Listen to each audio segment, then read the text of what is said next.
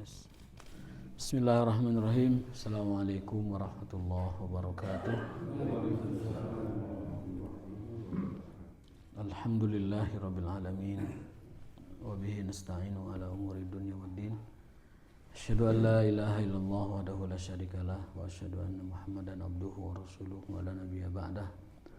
Allahumma fassalli wa sallim ala hadzal nabiyil karim wa ala alihi wa ashabihi ajma'in. Amma ba'du, Allahumma subhanaka la ilma lana illa ma 'allamtana wa 'allimna ma yanfa'una wa zidna ilman. Rabbana atina fid dunya hasanah wa fil akhirati hasanah wa qina adzabannar. Amin ya rabbal alamin. Bab ifsya'us salam, bab tentang anjuran memperbanyak salam, menyebarkan salam kepada orang yang kita kenal ataupun yang tidak kita kenal.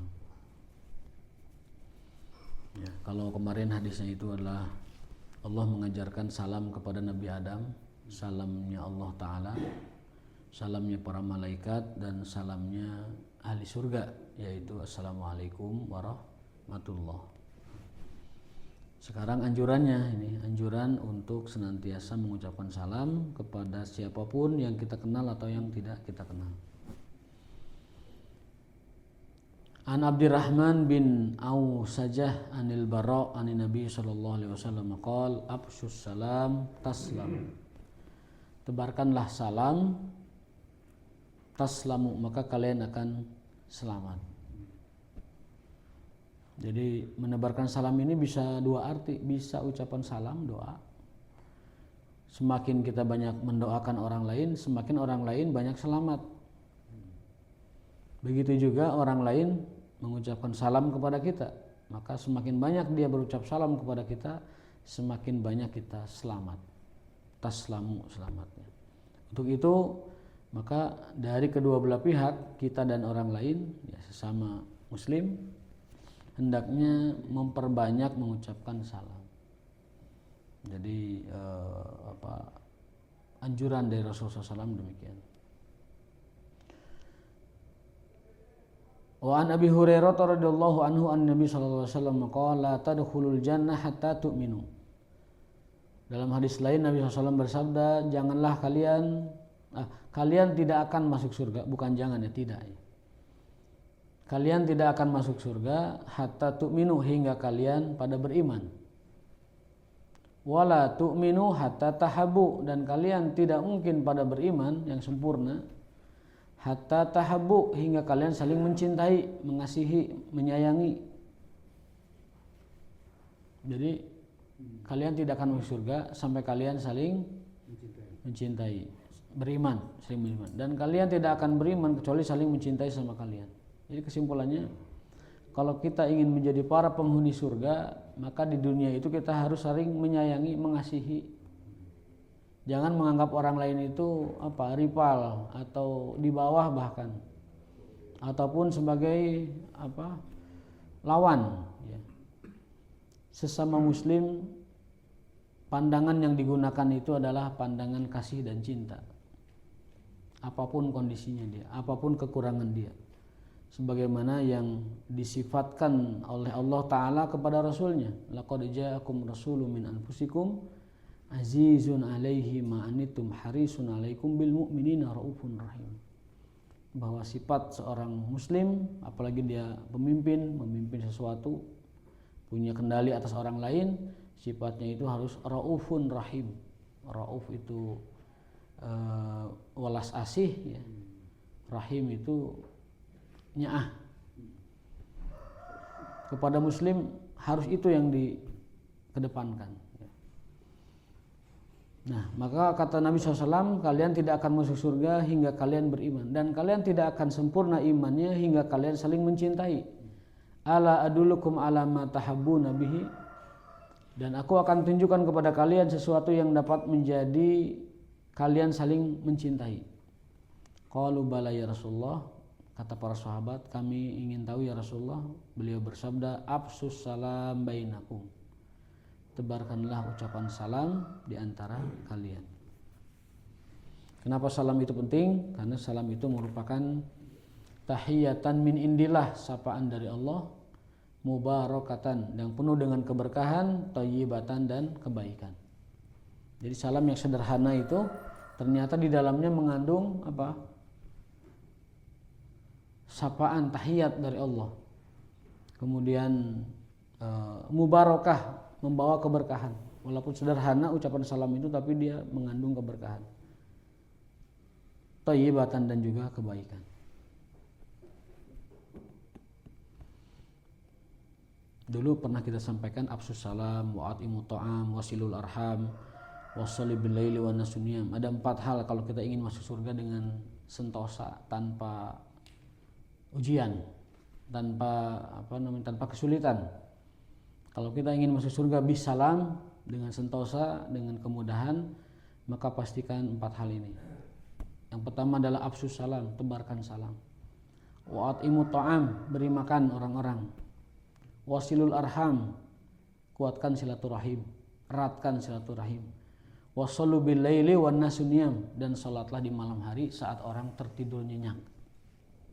Tadkhulul jannata bisalam, nanti kalian masuk surganya dengan salam, dengan mudah, dengan sentosa, dengan enteng.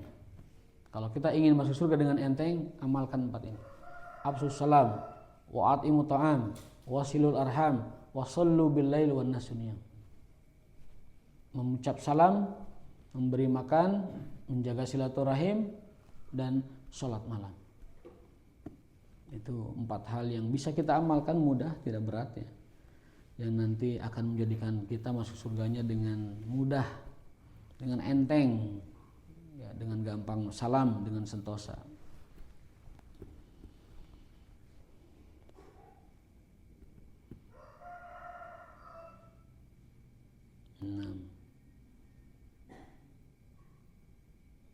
Kalau orang politik akan susah ya, Salamnya ya, walaupun salamnya formalitas, tetap itu adalah ucapan yang bagus. Ya, iri dengkinya dosa, haram, tapi salamnya tetap itu adalah ibadah. Jadi hilang dong kalau itu yang jeleknya ya. Masuk surga baik. Masuk surga kalau dia bertaubat kepada Allah Subhanahu wa taala. Masuk surga. Bertaubat, taubatan nasuha. Taubatan nasuha. Taubat yang murni, nasuha itu murni. Tapi orang kalau sudah bertaubat kepada Allah dan tidak mengulangi, itu sudah taubat. Perasaan menyesal itu sampai akhir hayat pasti ada. Dan itu harus dijaga, perasaan menyesal itu harus dijaga supaya tidak mengulangi. Menyesal kita, kaduhung kita, kecewa kita dengan kelakuan di masa lalu, itu justru buah hikmahnya itu supaya dia tidak mengulangi gitu. Justru kalau dia tidak ada penyesalan, bukan taubat. Ya, dalam hadis itu an-nadam taubah. Penyesalan itu adalah taubat. Penyesalan adalah bagian dari taubat. An-nadam. Salam. Ya. Salam doang. Nggak apa-apa, ngapain ngomong juga? Buat apa berbicara juga kalau madarat dan mudarat, malah mendatangkan kemungkaran. Cukup salam. Apalagi orang yang kita ketahui dia itu jahilun, yang enggak bermanfaat. Wa idza khatabahumul jahilun qalu salama, cukup salamanya. Kalau kita ketemu orang jahil, orang bodoh, orang yang tidak mau tahu, orang tidak tahu diri, atau orang yang sejenisnya, cukup sapaannya salama, assalamualaikum. Udah cukup gitu, nggak usah ngobrol, nggak usah ngajak berbicara, karena mudarat berbicara juga dengan mereka. Nggak lafadzkan assalamualaikum. Itu harus. Kalau kita ingin dapat amalan apa seperti ini. Tapi kalau diam aja cuma gitu doang gitu. Ya, tidak dianjurkan. Tidak dianjurkan. Jadi ada salaman, ada salam, beda itu maknanya. Kalau salaman itu musafahah bahasa Arabnya. Kalau salam itu mengucap salam, ada 2 itu, beda istilahnya. Kalau musafahah itu jabat tangan, ya. Cuman di kita salam dan salaman seperti mirip gitu. Nah itu bahasa Indonesia tidak tepat membedakan mana salam dengan salaman. Kalau bahasa Arab salam itu ucapan. Lalu jabat tangannya namanya musofahah. Nanti berpelukan namanya mu'anakoh. Mu'anakoh, tapi anjuran mu'anakoh itu kalau sudah bepergian jauh dan lama itu mu'anakoh. Tapi kalau salam itu batasnya jabat tangan itu batasnya kalau sudah berpisah agak pendek dan agak jauh, sedang lah. Kalau hanya sekitaran itu cukup salam aja, assalamualaikum, tidak usah jabat tangan. Tapi kalau sudah pergi mungkin seharian atau 2 hari 3 hari jabat tangan. Kalau sudah lebih dari seminggu, 2 minggu, 3 minggu, itu mu'anakoh, berpelukan. Itu anjurannya begitu ya dalam keterangan hadis. Itu karena setiap kali kita bersalaman dosa kita berguguran. Tapi kadang-kadang ada orang jipan, tahu jipan? Jipan itu salam itu dia sungkan, kagum apa enggan. Itu kalau bahasa Tasik itu jipan namanya. Bukan nganggap tangan orang lain itu kotor gitu. Itu jipenan, orang jipenan seperti itu. Ada salam begitu doang. Jipen. Hah? Dari jipen. Jipan? Jari jipan bahasa Bandung. Bahasa Tasik mah jipan. Jadi kalau kita nggak pede makan pakai tangan itu jipen namanya. Jari jipen. Dan jipen. Ya jari jipen itu bahasa lengkapnya, bahasa gaulnya biasanya itu jipen aja. Gitu ya. Jadi ketika tangan kita nggak pede makan pakai tangan gitu ya, perlu cuci tangan, itu namanya jipenan. Namun salaman juga mikirnya berapa kali takutnya ketularan, itu jipen, namanya jipen. Padahal Rasulullah SAW menyuruh kita untuk senantiasa berjabat tangan, karena itu ada penggugur dosa antara mereka berdua. Yang kedua adalah sunnah itu sunnah yang banyak diabaikan oleh sebagian kaum muslimin karena tadi para ulama itu memakruhkan orang kalau punya jari jipen, itu makruh hukumnya. Jari jipen itu makruh, jadi mengkhawatirkan ketika dia bersalaman, karena dengan begitu hilang sunnah dari dia, bab sunnatul musafahah. Kecuali musim penyakit beda. Musim penyakit mah ada ketentuannya juga, nggak boleh, malah dilarang. Ya, saat ada penyakit dilarang.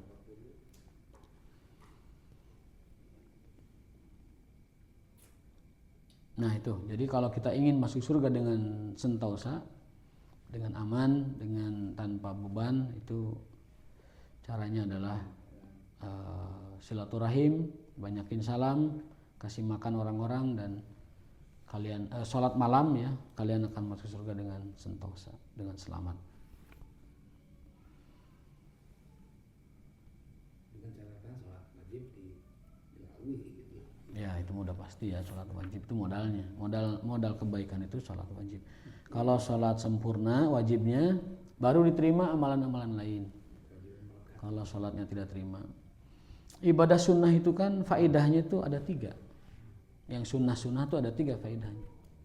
Yang pertama, mendatangkan mahabbatullah, kecintaan Allah.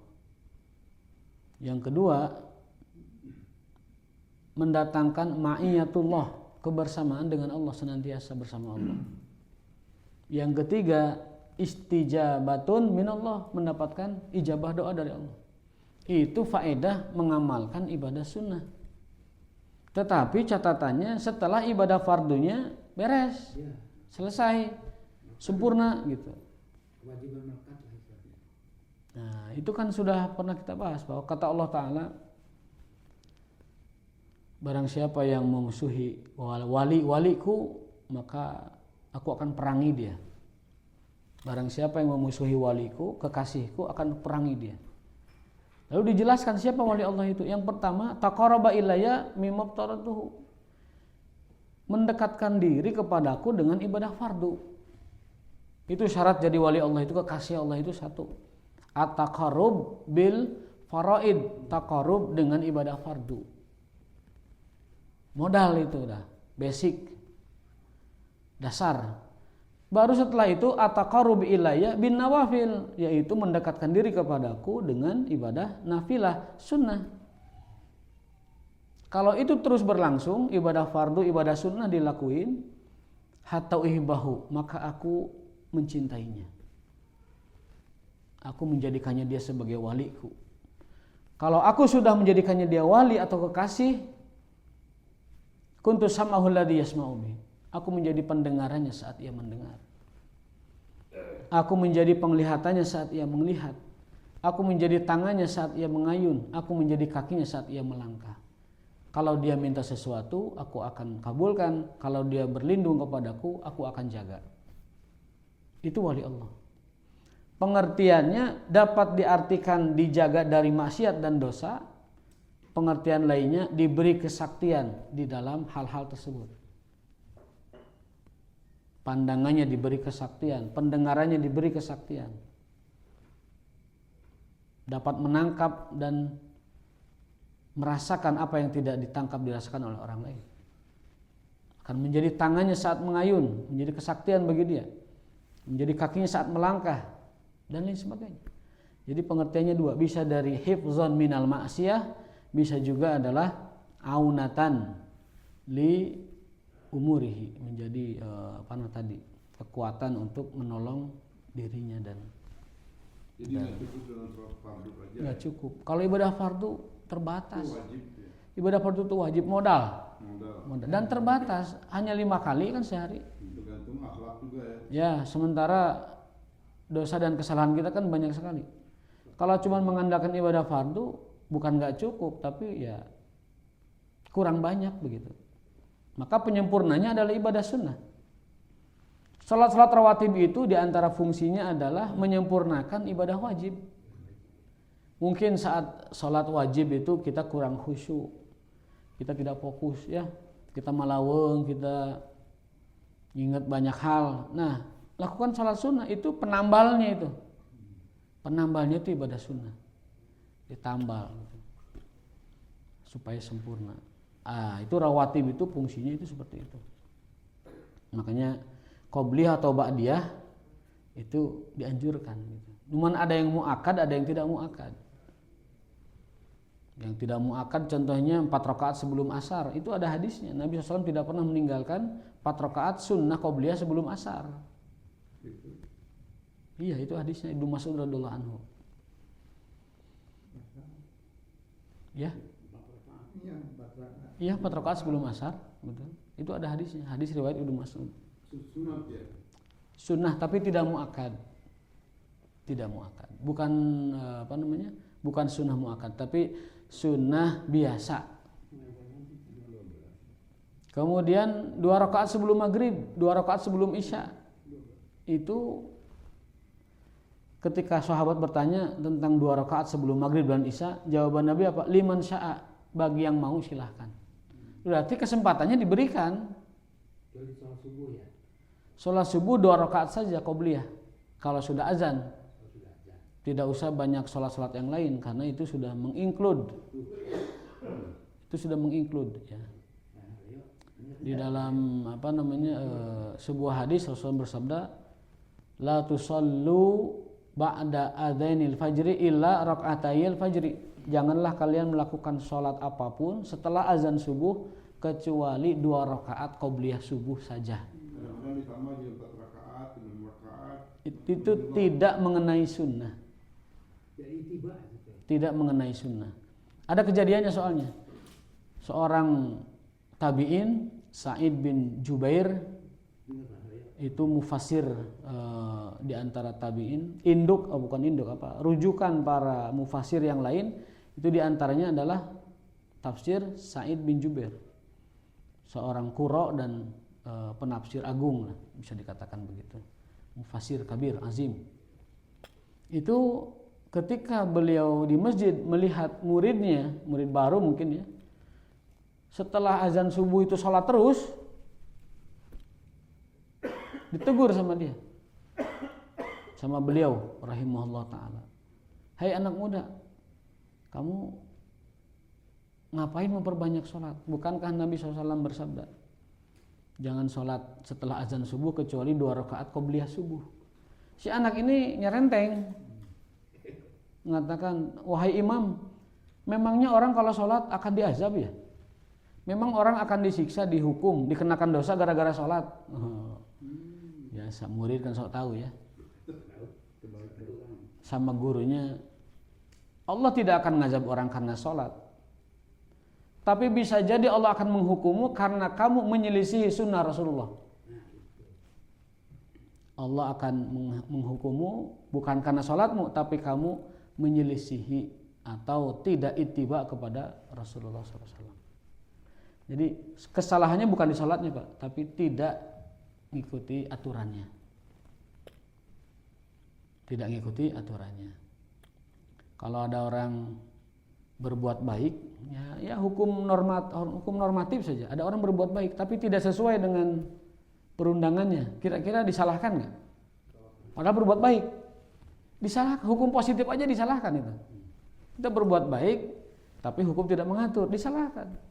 Kita buat kebijakan, bahkan itu kebijakan sangat baik sekali, tapi menyalahi aturan, tidak mengikuti administrasinya atau segala macamnya. Itu ya. Nungguin dilakukannya aslati. Nah, jadi untuk subuh terkhusus sholat subuh, kata Nabi, la tusallu ba'da adhanil fajri illa rakaat.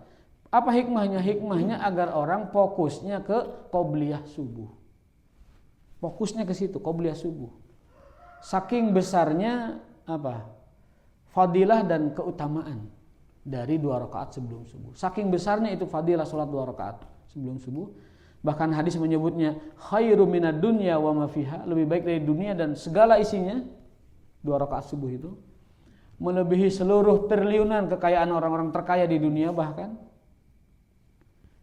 2 rakaat subuh. Maka karena itu saking pentingnya, biar fokus. Supaya fokus, salat lain diabaikan dulu. Fokus aja 2 rakaat subuh. Itu yang pertama. Yang kedua, gunakan waktu, karena waktu fajar itu waktu luar biasa, untuk dengan banyak berdoa. Banyak berdoa. Mendingan berdoa daripada sholat ya. Untuk subuh. Ya, Untuk subuh. Nanti dipahaminya sholat lain, nanti nggak pada qobliyah, salah juga. Itu sholat subuh. Ya, karena ada hadis khususnya. Ada yang naik 6 rakaat, dia 2, 3 kali 2 gitu. Nah itu tidak isobatus sunnah, tidak mengenai anjuran Nabi, itu aja. Saya tidak akan menyalahkan, tapi tidak isobatus sunnah atau tidak ittiba bahasa kerennya malah gitu. Percuma Dalam bab ini enggak percuma, tapi tidak itu aja, tidak ittiba saja. Enggak, hari sholat mah baik-baik saja, tetapi itu menyelisihi ketentuan Nabi SAW. Jadi kita ada subuh itu nggak usah Tahiyat juga nggak usah. tahiyat Tahiyat nggak usah. Jadi tahiyat masjid itu khusus subuh, include dengan qobliyah. Tahiyat itu diinkludkan ke qobliyah. Jadi qobliyahnya itu sudah mencakup ya tahiyat, ya syukril wudu, ya apalagi sholat mutlak, segala macam include di situ. Di 2 rakaat sebelum subuh. Dan tidak pernah ditinggalkan. Dan Nabi SAW baik safar atau mukim tidak pernah meninggalkan 2 rakaat subuh.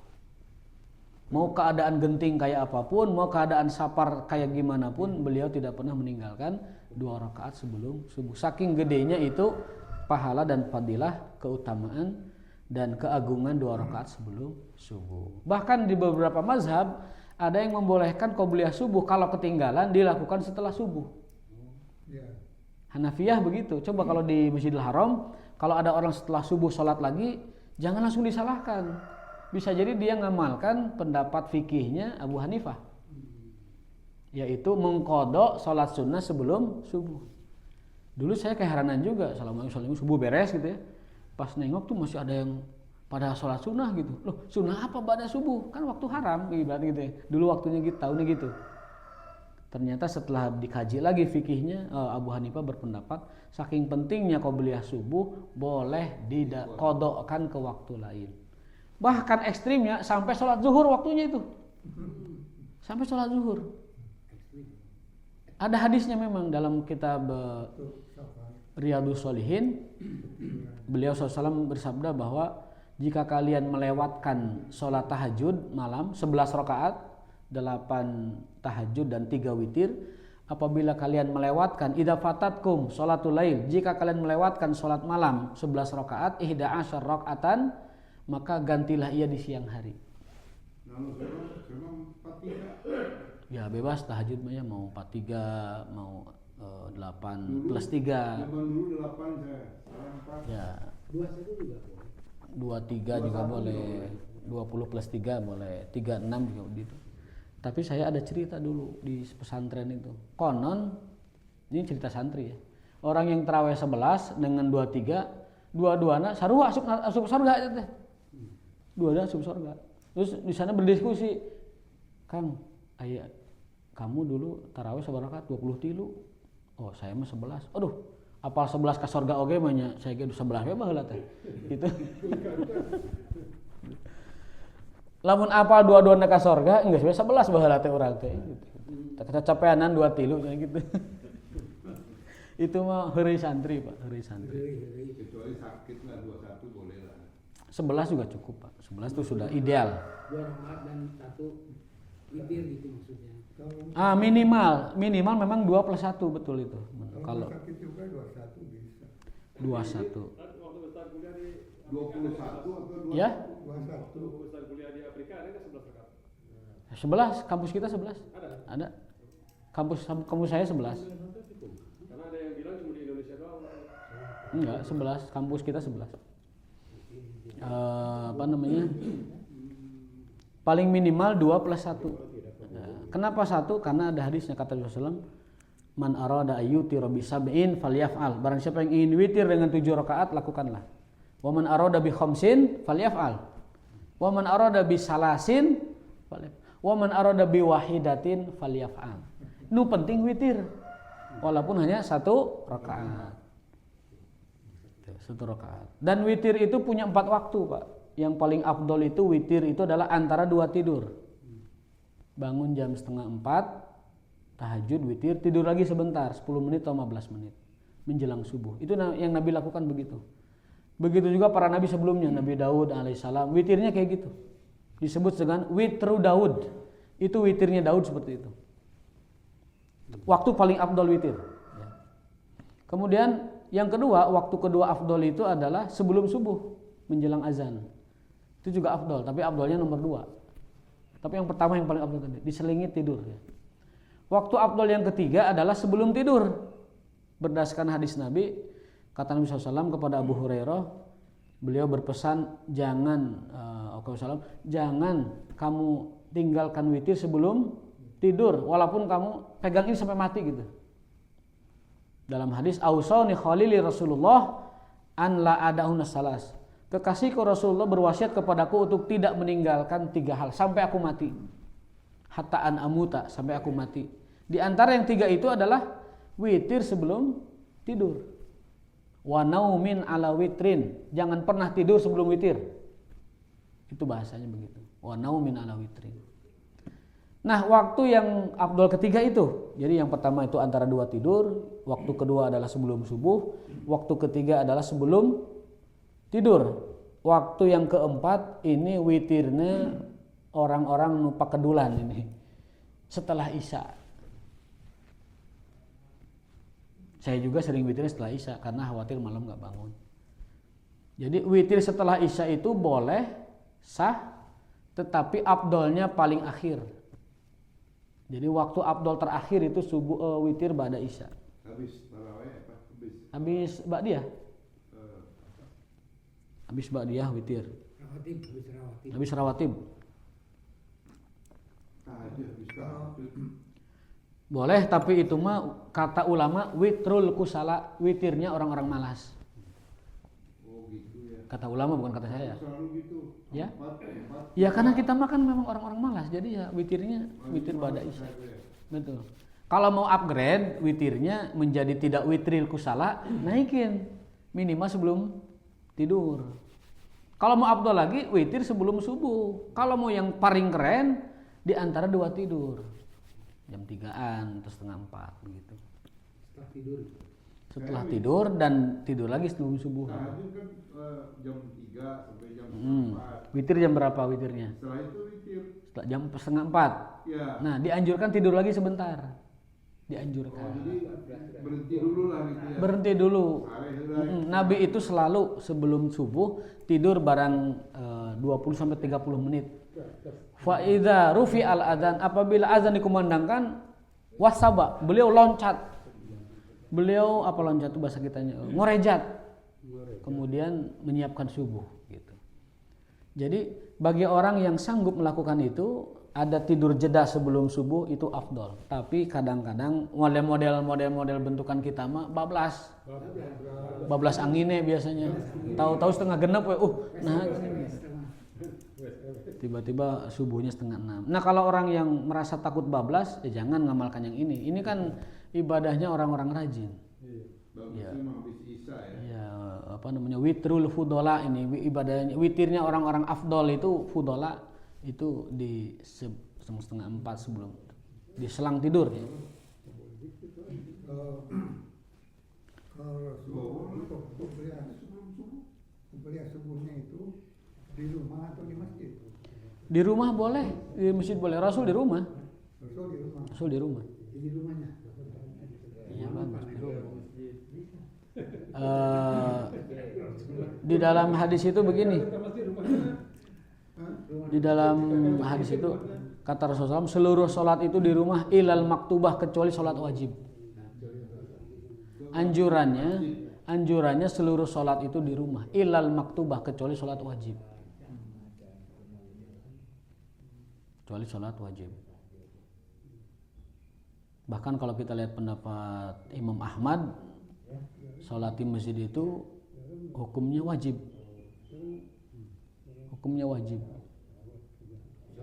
Sholat di masjid. Sholat berjamaah di masjid berdasarkan mazhab Ahmad bin Hambal itu wajib. Kalau berdasarkan Imam Syafi'i itu sunnah muakkadah. Jadi apa namanya? Kalau kita beranggapan bahwa ke masjid itu adalah sunnah muakkadah, berarti itu apa namanya? Mentaklid fikih Syafi'i. Kalau kita menganggap bahwa di masjid berjamaah itu adalah wajib, itu berarti mentaklid Imam Ahmad bin Hambal radhiyallahu anhuma ajmain. Jadi masing-masing punya keterangan. Praktek di Saudi kan? Ya, Yang praktek di Saudi yang jelas-jelas pusat Salafi Wahabi. ya. Sekarang 20 plus 3. Tambah lagi nanti di 10 hari terakhir jam 3 subuh nambah lagi dia 11 rakaat. Iya, makanya mereka kan Maliki kan mazhab dulu, dan sekarang kesininya mazhabnya kan Hambali. Jadi tidak membatasi sesuai dengan hadis Nabi SAW, karena menganggap ibadah tarawih itu mutlak. Ibadah tahajud itu ibadah mutlak. Rakaatnya tidak dibatasi. Tidak dibatasi. Tapi kalau kita berpacu kepada hadis dalam riwayat Aisyah, maka Nabi SAW yusolli qiyamul lail itu lebih dari 11 rakaat fi Ramadan wa ghairi Ramadan. Itu sudah sangat lugas sekali. Bisa jadi pertimbangan fikih di Arab Saudi itu bisa jadi ngikutin kebanyakan mazhab kaum muslimin. Bisa ngikutin mungkin mazhab Syafi'i Indonesia yang 23, bisa jadi mazhabnya fikih Imam Malik yang 36. Bisa jadi suatu hari nanti berubah, itu 36 jumlah rakaat tarawihnya. Gitu. Tapi diambil tengahnya 23 aja. Ya, 23 aja. Kalau berdasarkan hadisnya itu 11 gitu. 23 itu dimulai sejak kapan? Sejak masa Umar bin Khattab radhiyallahu anhu. 36 dimulai kapan? Sejak zaman Imam Malik radhiyallahu taala anhu. Di zaman Umar bin Abdul Aziz Bani Umayyah, khalifah kelima, Rasyidin kelima, kata Imam Syafi'i, 56. Nah, bila ibadah ngamalkan tarawihna Umar bin Abdul Aziz 56 mah enggak. Jadi Imamnya keepen. Jadi boleh kita ikut tarawih itu di tengah-tengah. Boleh. Mau Artinya kita ikut yang 23 rakaat, tapi kita datang pada waktu boleh. ke-11 atau ke-12, 13. Boleh saja. Artinya di tengah jalan itu. Boleh. Ngikut yang paling akhir juga boleh. Misalkan sholat Isya, setelah Isya tuh pulang ke rumah ngopi dulu segala macam makan. Datang taraweh pas rakaat terakhir. Ya, Boleh juga. Itu taraweh kok kita naon. Tidak taraweh juga boleh kan? Gitu kan. Di kalau sini 83 ya. Di sini 83. Nabi saja SAW itu taraweh hanya 3 malam kan? ya. Malam berikutnya di rumah. Khawatir bisi disangka wajib. Nabi mah nggak mau kayak gitu. Pulang beliau. Nah, lalu mengatakan saya takut dianggap wajib, makanya saya pulang. Gitu. Di hari keempat para sahabat kan kehilangan, mana Rasul? Kok nggak mimpin? Nah, gitu kan. Itu terus sampai berlangsung di masa Umar. Lama berarti itu. Tidak ada taraweh Rasul di masjid itu lama. Rasul SAW masih hidup itu tidak taraweh di masjid bareng-bareng. Sampai zaman Abu Bakar juga tidak terberitakan riwayatnya Abu Bakar juga nggak lakukan taraweh yang seperti kita lakukan. Lama berarti itu. Kalau Rasulullah SAW dari masa itu masih hidup aja mungkin berapa tahun, plus masa Abu Bakar Siddiq 2,5 tahun, berarti lama. Tidak ada tarawih di masjid itu sangat lama waktunya, masanya itu. Lalu ketika Umar naik khalifah gitu, Umar bin Khattab memberi kebijakan karena beliau tidak mau ada keserautan di masjid gitu.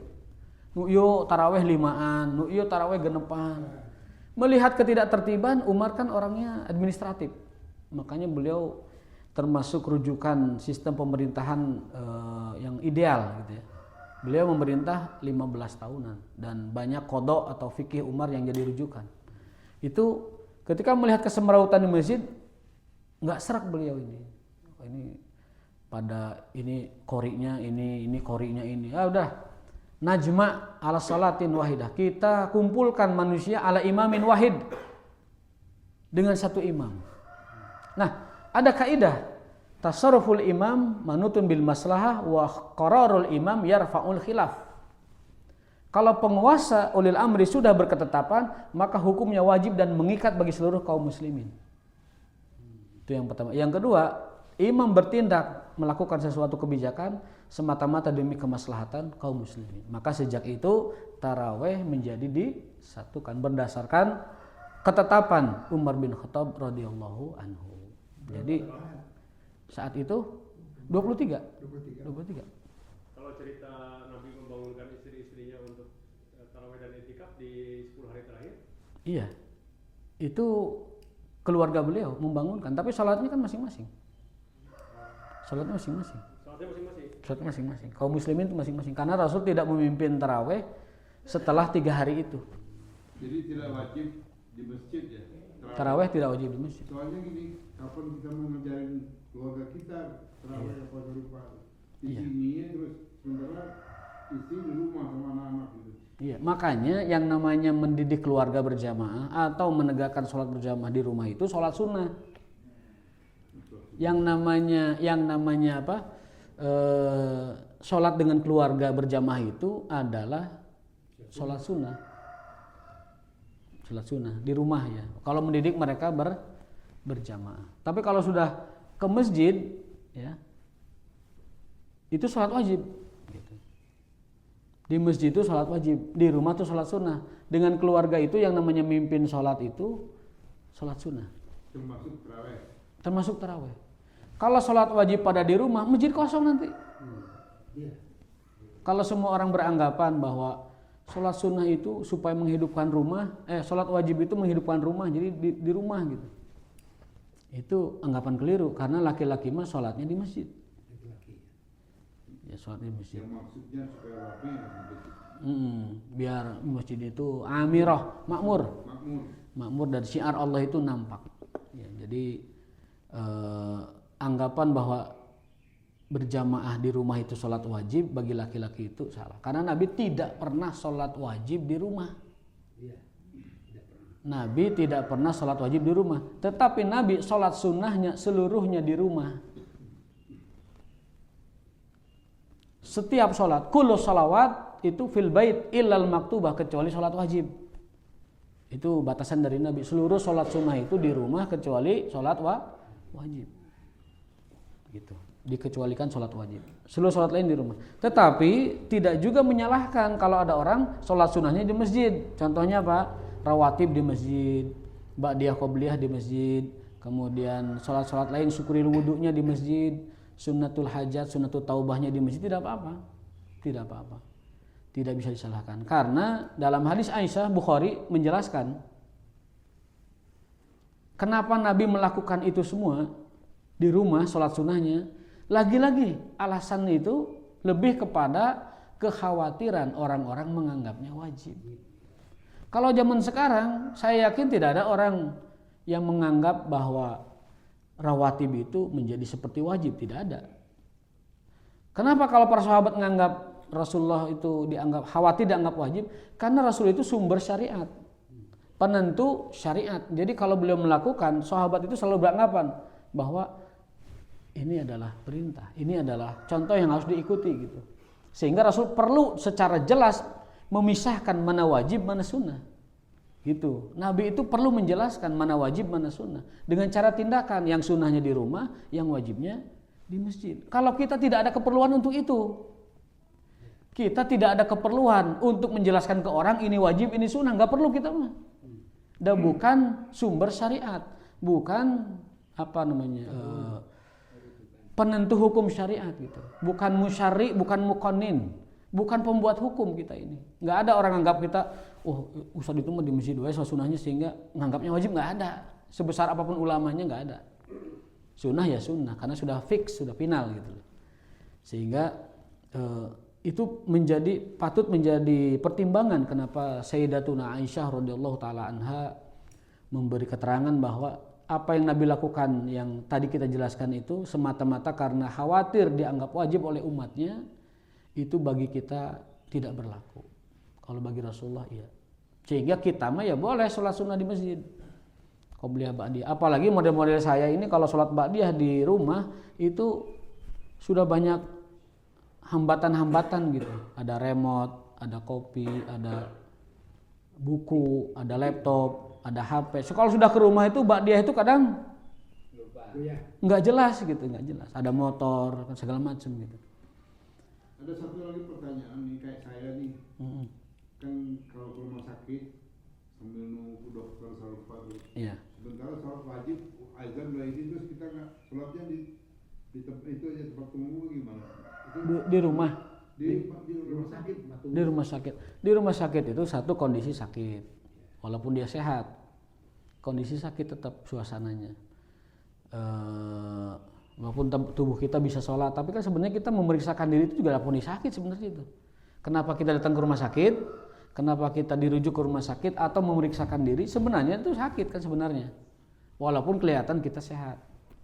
Yang kedua, kondisi tidak memungkinkan kita nyari-nyari musola, nyari masjid di rumah sakit juga. Apalagi kondisi kita menunggu giliran, itu sangat sulit. Nah, kondisi sulit seperti itu ada keringanan.